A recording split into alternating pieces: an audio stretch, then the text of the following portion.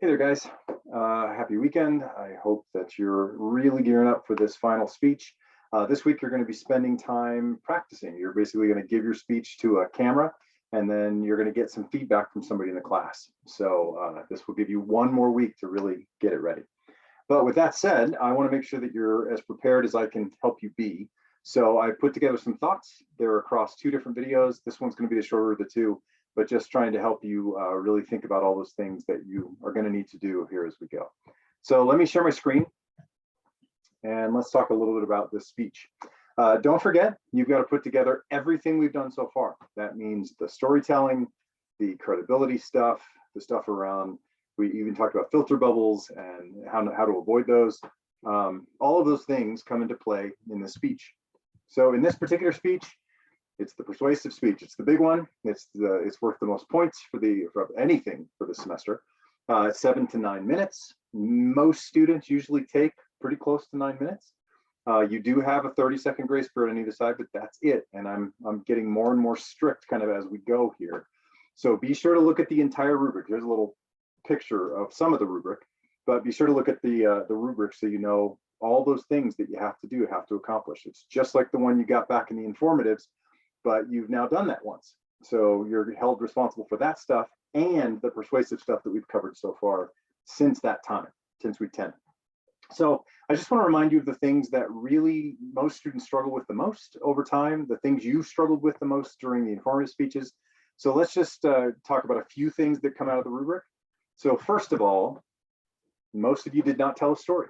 And remember, it is our use of the term story, not just the general term story that you've heard out in the world before, like a newspaper story. As we've said in class back in week 2, that's not a story, that's a report. So it actually has to do with you creating tension or conflict for the audience, and then working over time until you resolve that tension so that they feel that relief, they feel an aha. It doesn't have to be negative, it can be positive. And there we gave lots of examples over the last, 12 weeks, but you need to have a story, all right? That will also tie into the mythos component, which is in the other video, and you've got to have mythos in this particular speech as well. At the same time, a lot of you did not have nearly enough supporting material. You gave facts, some of you gave facts without citing any source whatsoever. Some of you gave your opinion as if it were a fact. You just said, this is so, this is true, this is the way it is. We all know this.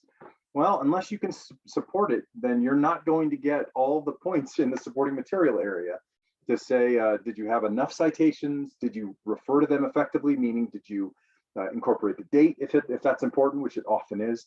Did you say who the expert is if you need to bolster that? So if it comes out of Time magazine, okay, generally speaking, that's credible. But if it comes out of a website we've never heard of or some other magazine we've never heard of, you need to talk about the author of the piece and why they're credible. So are you doing all that stuff as you share credibility? Now, the first one that we talked about, stories, that ties to mythos, which is part of this persuasive speech. Supporting material ties to ethos. So make sure you're doing that. A lot of you struggled with your body movement, with your nonverbals. Remember, nonverbals make up the majority of the communication that actually is happening between you and your audience. And one of my favorite things, I've seen this in a couple of movies recently, and it just makes me laugh. When a teenage son walks into a room and the mom says, "Hey, how are you?" And he goes, "I'm great." She goes, "Hey, how about if you tell your face?" I need to say the same thing to some of you guys. Are you excited about this speech? Because you look like it's absolute hell. You look like you're not having fun, like it's not enjoyable. So here's the deal. That may be true. It may not be fun. You may be thinking this is the worst thing I've ever had to do. I don't care. Your job is to convince the audience that it's great. Because if you can't fake that it's great, there's no way that they'll believe that it's great.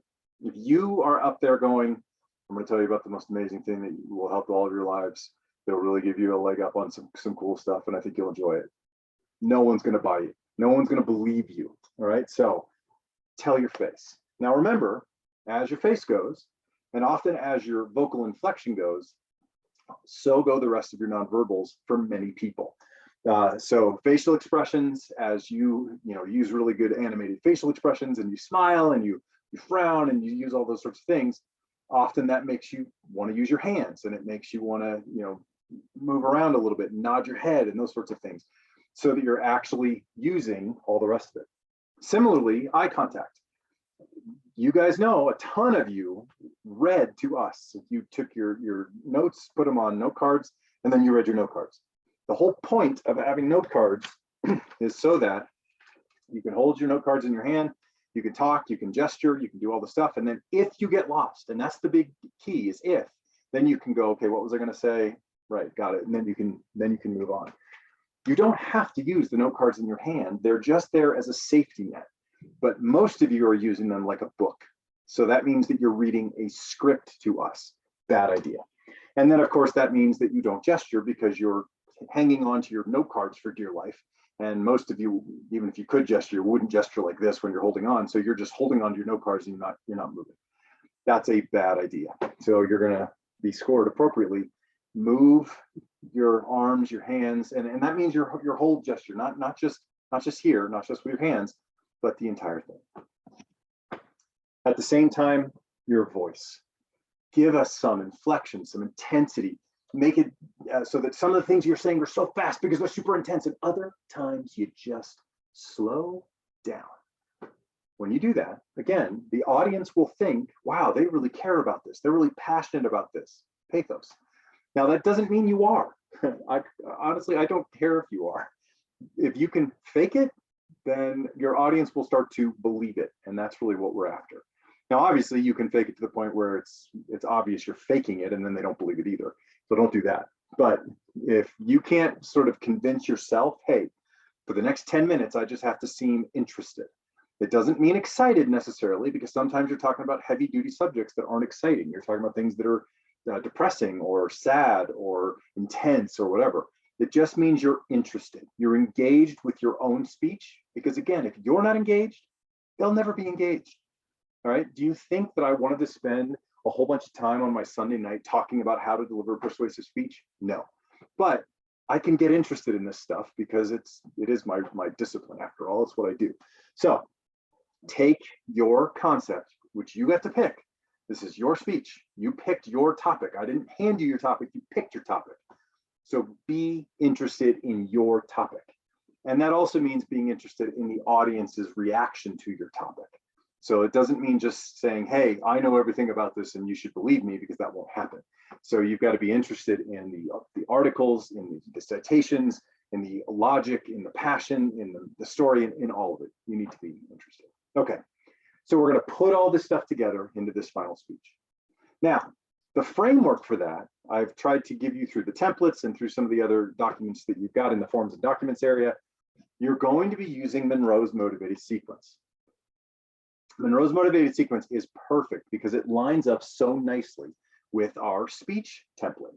The hook, the attention getter, the punch, if you will, the thing that gets people going, that is effectively your introductory paragraph. That's the first thing that you're going to talk about. That includes your attention getter, that includes your statement of credibility, that includes your statement of goodwill, that includes your preview. All that stuff goes into the hook. So be thinking about how you're going to hook the audience in terms of what you're going to say. Now, that's why we talked about not doing the old-fashioned attention getter of being like, hey, now that I have your attention. No, that's a trick. That's not meaningful to your presentation. It's not a story about your speech. It's not a video clip about your speech. And remember, I can't believe how many of you in the informative speeches used rhetorical questions. Don't use rhetorical questions, generally speaking. They're awful. You will ask the question and not care. And so you just move on, and then your audience isn't sure if they're supposed to answer the question or not. Just avoid rhetorical questions. Most people can't use them well and don't use them well. So go with something else that will get their attention. A video clip, an interesting noise or sound or music, a quote, a statistic that's really like, hey, is that true? Is that actually accurate? An element of narrative that makes the audience go, wow, what's happening? One of my favorites is starting to tell a story at the beginning and then not finishing that story until the end. So there's all kinds of things that we've learned about hooks along the way. A lot of you have not used them yet. The second thing that you then want to do, your second basically paragraph in an outline, is the hardest part of the speech. It is convincing the audience that they have a problem, that they have a need. It's what the cause for the issue is. You have to convince them that they have a problem. The listening audience, the receivers have a problem. This is not a problem for the world. It's not a problem for society. It's not a problem for you. It's a problem for them. I used the example before when we talked about this. Is homelessness a problem? Yes, we all probably agree. Homelessness is a problem. The issue with it is it's not your problem. It's not your parents' problem. It's not your grandparents' problem. That's the problem of someone out on the street, and you're not on the street, so it's not your problem. I've got to make it your problem. And if I don't do that, then the whole rest of the speech is just a waste of everybody's time, because you won't be interested in the solution because you don't need the solution. You're fine. You've got a house. What I have to do is I have to convince you that homelessness is your problem because of how it affects your taxes, because of how it affects your well-being, because of how it affects your health insurance, because of how it affects whatever.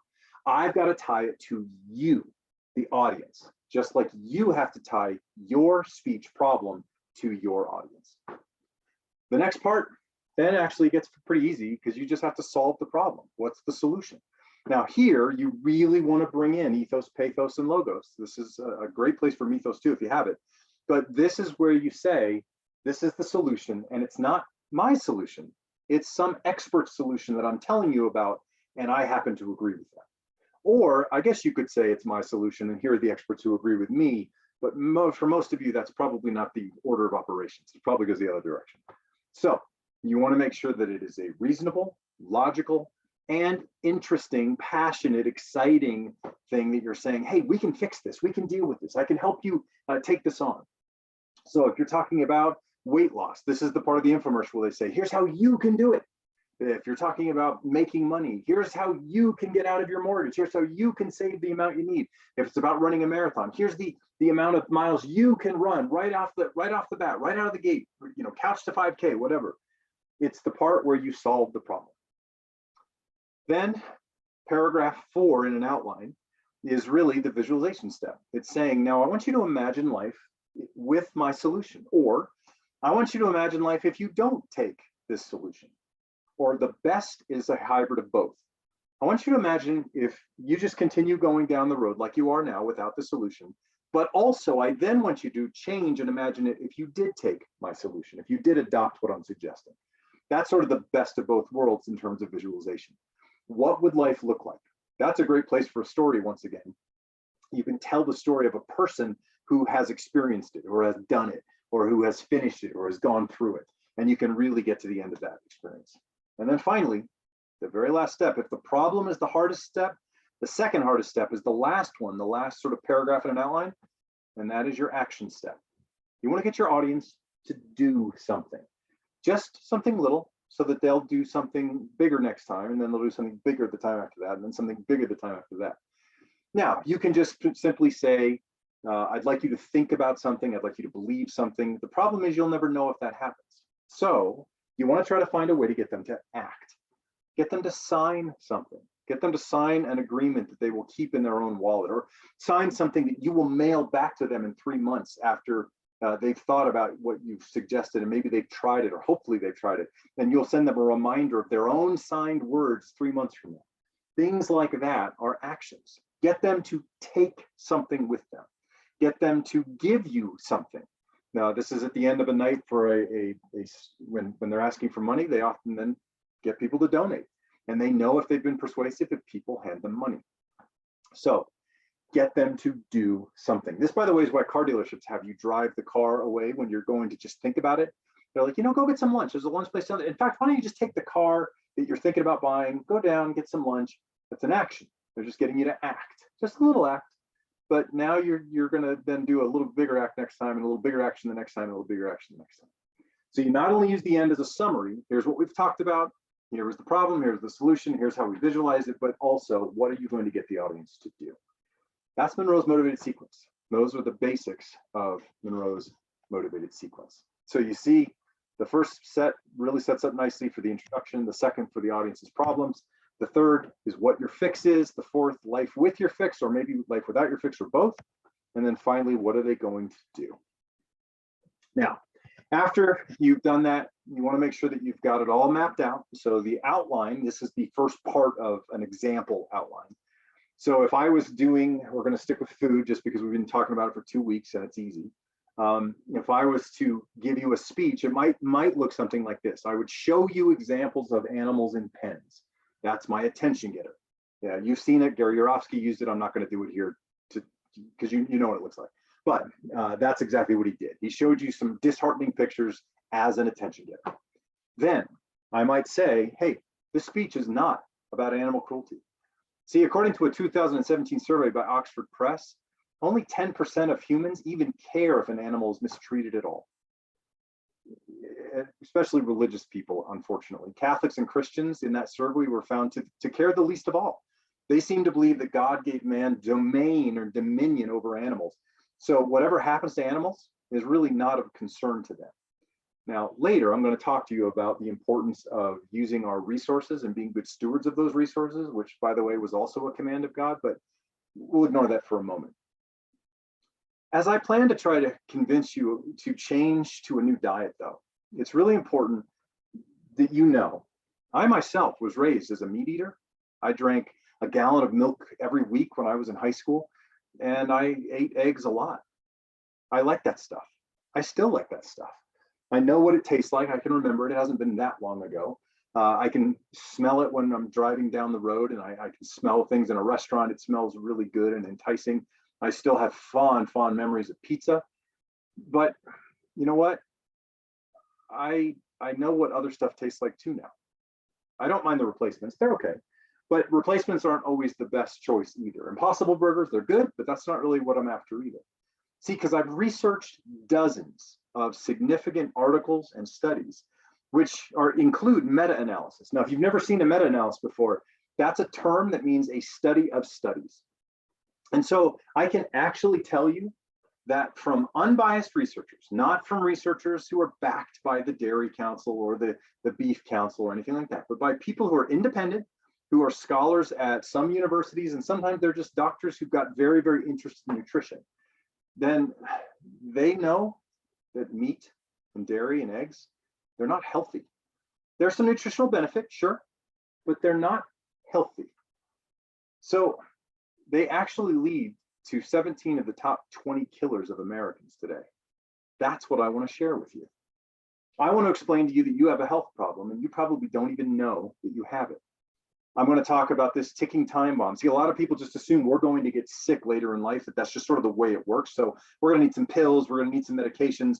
Well, I'm going to talk to you about some people who are eating the way I'm suggesting, who aren't on medications. They're not on pills. They also don't have osteoporosis. They don't have arteriosclerosis. They don't have diabetes. They don't have heart conditions. They don't have in their CT scans of their arteries. They're clear and unclogged. I'm going to talk to you about this time bomb that's in your refrigerator and it's in your pantry, but I'm also going to tell you how you can diffuse that bomb. I'm going to explain how it can change your life. And finally, when we're done, I'm going to ask you if you might try something, just a little something for me.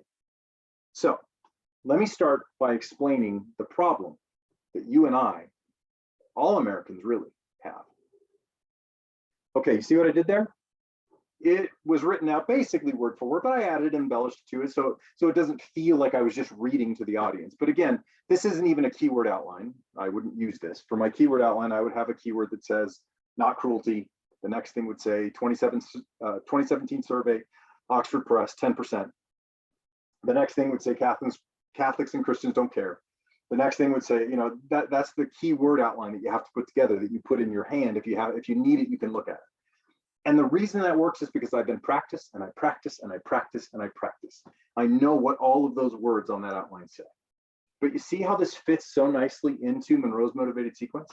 This is the hook. This is the punch. This is the attention getter. This is the first chunk of the speech. So that's the written outline. Then I would transfer this into a keyword outline just like I described. The next thing that you have to do, in fact, this is the last thing I'm going to talk about in this video. You also have to include inoculation. I think that you have seen the significant problem with the inoculation being or not being there in the 2 videos I've had you watch over the last 2 weeks. This whole talk about food was not to convince you to be a vegan. For some of you, I know that it's going to do that. That's cool. That's great.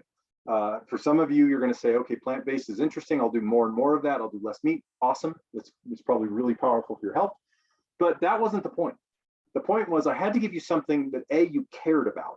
I couldn't just pick a random topic you don't care about. I had to pick something you cared about. And then second, you had to see just how hard it is to persuade somebody to do something that they don't think that they want to do. That's really what the whole point of these 2 weeks have been. So in terms of inoculation, what Gary Yourofsky should have done, what the Game Changers did do a little bit, was saying basically proactive inoculation, which means to say they were answering the question, I think I know what you're thinking. So that's what you want to do as the speaker, is you want to think about your audience and what it is that they are going to be thinking about your topic, about your solution, about your problem, about all those things. You want to maybe ask some people before you actually speak, hey, what do you think of this problem? Hey, what do you think of this solution I'm going to propose? And you might hear them say, oh, I don't think that would work because of this, or yeah, I thought about that before, but I don't like it because of that concept over there. Well, now you're starting to get into the head of the audience. You're starting to think about the inoculation you need to bring to them before they think it themselves. See, if you don't say it, they're going to think you don't know the topic well enough. They're going to think you're not an expert. They're going to think that you don't have the research to back up what it is to fix that stuff. So you want to get ahead of it. And you want to say, look, when it comes to changing your diet, I know what you're thinking. You're thinking, where would I get the protein that I need? You're thinking, I think plant-based diets are more expensive. You're thinking, wait a minute, vegans are weak. I've heard that they don't get all their vitamins. They don't get all their nutrients. I don't want any part of that. I know that that's what you're thinking. Now, as a speaker, I would then answer those things. I've set up a question that I believe most of my audience is asking, and then I would answer it so that they don't have to look for it later, which they won't do. They don't have to come up and ask me later, which they, again, probably won't do. They are sitting there captive in this one moment. I've got this one moment with them. I got to take advantage. And so now I can say, all right, plant protein is not only available and non-toxic, but I'm going to show you in just a second why it's also so much more absorbable. See, there's study after study after study that shows that animal protein is bad for you. It's actually quite problematic. It generates this thing called IGF-1, which is the #1 marker we have for many cancers, or for all cancers, but for specific kinds of cancers. The more meat you have, the more dairy you have, the more IGF-1 is in your system. So if you've got that predisposition to cancer, it's going to be triggered that much easier. And if you don't typically have a predisposition to cancer, the more IGF-1 is in your system, pretty soon you can't overcome it and you get cancer anyway. At the same time, there is a response to plant-based protein that is quite powerful for the human body. It's not only something that doesn't create disease in us, it actually is far more absorbable. A lot of people think the only place that you get protein for some reason is in meat, and that's ridiculous, or in eggs. That's ridiculous. There is as much, if not a little more, protein in soy, in peas, in legumes than there is in eggs. There's more protein in chickpeas and in peanuts than there is in milk. There's all kinds of powerful ways to get protein, and when you're getting that protein, you're getting it in a really diverse way that it also includes vitamins, minerals, fiber. Fiber is crucial to our diets, and most people don't get any. So you can start to go in and respond to the inoculation elements that you brought up by saying, wait a minute, I know what you're thinking, but let me tell you why that's flawed. Let me tell you why you shouldn't be thinking that particular thing. The second kind of inoculation is inoculation based on an argument that's already out there. So it's, instead of saying, I can guess what you're thinking, it's more like, well, I think I know what you've heard about this. I already think I know what you've seen, what you've read, what you believe. So if I would stick with this food example, there's several videos you can find out online that talk about the problems with veganism, the problems with plant-based lifestyles, the problem, and what they often go to is stuff like, hey, if you eat this stuff, you're not going to get enough protein. Or maybe you hear people like Joe Rogan, who is extremely popular, start to talk about how I'm going to debunk some of these vegan pieces that are out there. Maybe you hear that. Well, again, in an inoculative sense, if you know that your audience has heard some of those remarks, you can speak to them. You can say, look, in terms of that, what I've learned video, which has 2.9 million views, so a lot of people think that this is right on. The problem is when they made that statement that researchers think most people aren't getting the minimum amount of protein, was that they misread the article.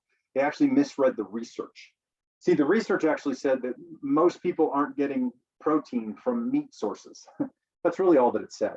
It said from specific protein foods, which they categorized just like you see here on the screen. They said that people are actually getting their protein from other sources. So in terms of that, it ends by saying, although some groups in the US population do not consume recommended amounts of the protein foods group, intakes of protein are adequate across the population, and protein is not a shortfall nutrient. Basically, they're saying that no one in the United States has a protein shortage. That's just not a thing. That's sensationalism. That's very dramatic. That's also kind of a lie. That's not a thing in most Western cultures, but especially in the US. People don't have protein shortages. It's not a thing. But in terms of Joe Rogan is, again, very popular. And you might say, hey, I saw that Joe Rogan debunked the game changers. Well, did he? Because after he had Chris Kresser on to debunk the game changers, he literally brought back Wilkes and Kresser to have a debate on his show. And quite honestly, Wilkes wiped the floor with him. He talked about how Kresser didn't have a background in science. He didn't have a background in research. He didn't know how to read some of the studies that he was saying said one thing when Wilkes came in and said, I can prove to you it doesn't say that. Do you know how to read a forest plot? Do you know how to read a box whisper graph?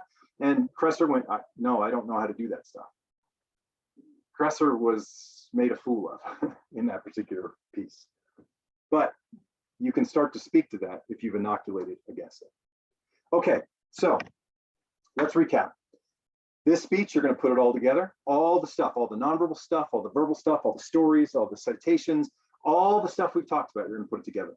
You're going to use Monroe's motive-based sequence. I hope you see how it lines up so nicely. And then you're going to incorporate inoculation along the way. That's how you persuade an audience. The one other piece that you're going to need is the persuasive appeals, which we've talked about. And I'm going to specifically focus on ethos, pathos, logos, and mythos, which is in the other video that you're going to need to watch. It's a little bit longer. So if you watch this one first, go get some popcorn, and then we'll get into that other one. All right? All right, you guys. I wish you the best. You can do this. I can't wait to see your speeches. You've got one more week to practice, so take it seriously. I'll see you in the class.